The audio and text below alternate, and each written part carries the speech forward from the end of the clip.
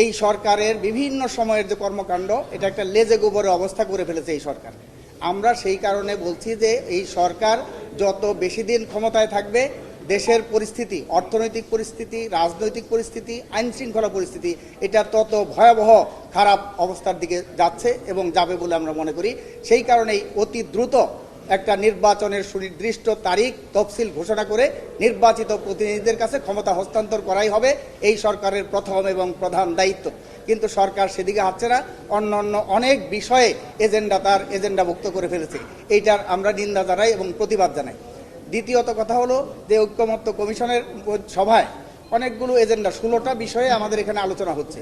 তার মধ্যে ইতিমধ্যেই 8টা বিষয়ে 9টা বিষয়ে আমাদের ঐক্যমত্য হয়ে গেছে। 2টা বিষয়ে নোট অফ ডিসেন্ট দেওয়ার প্রভিশন রেখে সেখানে আমাদের ঐক্যমত্য হয়েছে।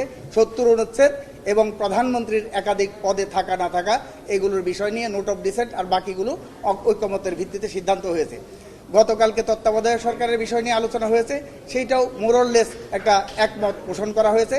এবং আজকে সাংবিধানিক প্রতিষ্ঠান এবং বিধিবদ্ধ প্রতিষ্ঠান তার নিয়োগ প্রক্রিয়াটা কি হবে, নীতিগতভাবে সেইটার জন্য আলাদা একটা স্বাধীন নিয়োগ কমিটি সেটা থাকবে কিনা না সরকারের নির্বাহী বিভাগের হাতে থাকবে, সেই বিষয়টা নিয়ে আলোচনা হচ্ছে।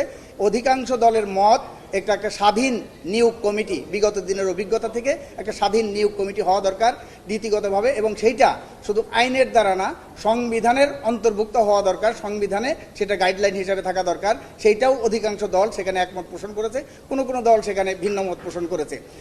আমরা বলতে চাই, আমাদের দলের পক্ষ থেকে আমরা বলতে চাই এই নিয়োগগুলো সাংবিধানিক প্রতিষ্ঠান, সংবিধিবদ্ধ প্রতিষ্ঠানগুলোর নিয়োগ একটা স্বাধীন নিয়োগ কমিটির মাধ্যমে হওয়া দরকার। এটা নীতিগতভাবে আমরা মনে করি।